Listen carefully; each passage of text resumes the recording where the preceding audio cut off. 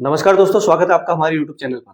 दोस्तों, आज हम बात करने जा रहे हैं एक ऐसे बहुचर्चित टैक्स मामले के बारे में, जिसमें एक व्यक्ति ने अपने बैंक अकाउंट में करीब 8,68,000 रुपए जमा किए और फिर इनकम टैक्स डिपार्टमेंट ने उस पर नोटिस भेज दिया दोस्तों। लेकिन लास्ट में इनकम टैक्स एप्लीकेंट ट्रिब्यूनल यानी कि ITAT ने उसे राहत दे दी।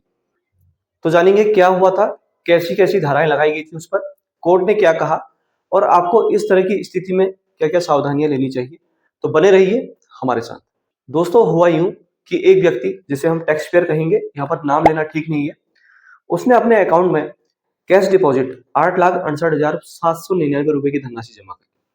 इसके बाद टैक्स अधिकारी ने देखा और धारणा यानी कि परसेप्शन बनाई कि यह राशि बिजनेस इनकम मोड से आई है, यानी इसे व्यवसाय से होने वाली आय माना गया। ये मामला तब हाईलाइट हुआ जब द टाइम्स ऑफ इंडिया की वेबसाइट पर 31 अक्टूबर 2025 को प्रकाशित एक लेख में, जिसका शीर्षक था 8 lakh cash deposit in bank account, main get tax notice, नाम से खबर छपी थी दोस्तों। इनकम टैक्स अधिकारी ने सेक्शन 44AD के अंतर्गत प्रेजेंटिव बिजनेस इनकम के रूप में इसको देखा, जबकि टैक्स पेयर ने कहा कि ये राशि किसी बिजनेस से नहीं बल्कि व्यक्तिगत सेविंग, अन्य स्रोतों, खरीद या बेचने से हुई है। जीरो अपील फिलहाल CIT अप्रैल के सामने खारिज हुई। फिर मामला ITAT यानी कि इनकम टैक्स अपीलेट ट्रिब्यूनल में दिल्ली पहुंचा, जिसमें टैक्स अधिकारी का तर्क था कि इतनी बड़ी नकद जमा राशि संदिग्ध है, जिससे ही संकेत मिलता है कि मुख्यतः व्यवसाय या व्यवसायिक लेनदेन हुआ है, जिसे टैक्स में डिक्लेयर नहीं किया गया।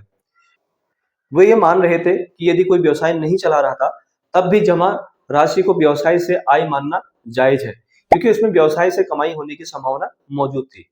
उन्होंने लिमिटेड स्क्रूटनी यानी सीमित जांच की नोटिस भी दी थी, लेकिन अपनी जांच सीमा से आगे बढ़कर व्यवसाय से आय का निर्धारण भी किया था। आप जानते हैं ट्रिब्यूनल यानी कि ITAT ने क्या कहा। Income tax appellate tribunal Delhi ने कहा कि इस मामले में जांच प्रक्रिया, स्क्रूटनी, असेसमेंट प्रोसीजर का उल्लंघन हुआ है। विशेष रूप से टैक्स अधिकारी ने लिमिटेड स्क्रूटनी के दायरे में रहकर काम करना था, यानी सिर्फ जमा राशि के स्रोत की जांच करनी थी, लेकिन उन्होंने इसे बढ़ा चढ़ाकर व्यवसायिक आय में बदल दिया, जिससे इसके लिए जरूरी प्राधिकार अनुमति नहीं ली। ट्रिब्यूनल ने कहा कि ऐसी धारणा है कि बैंक में जमा को बिजनेस इनकम सीधे नहीं बताया जा सकता।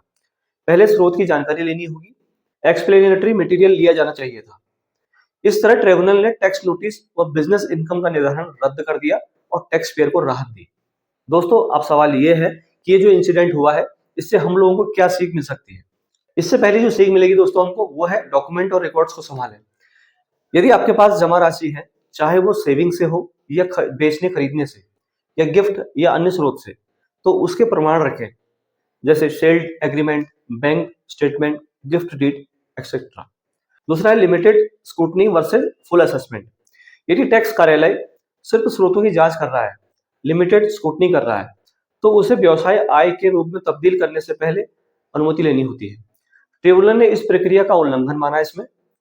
दूसरी हमें जो सीख मिल सकती है, वो है ITR भरते समय पूरी जानकारी दें।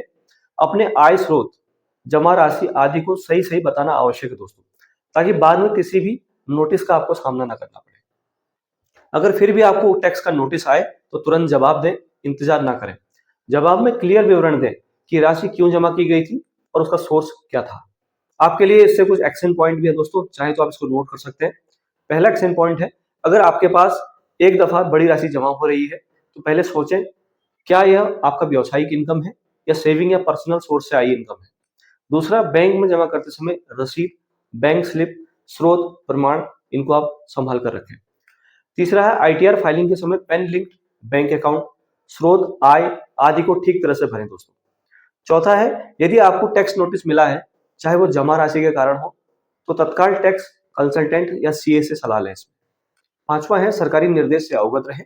एग्जाम्पल के लिए, बैंक को एक फाइनेंशियल ईयर में 10 लाख या इससे ज्यादा डिपॉजिट अमाउंट की इनकम टैक्स को रिपोर्ट करनी होती है दोस्तों। Central board of direct taxes यानी कि CBDT ने निर्देश दिए हैं कि लिमिटेड स्क्रूटनी मामले में सीमित जांच करनी चाहिए।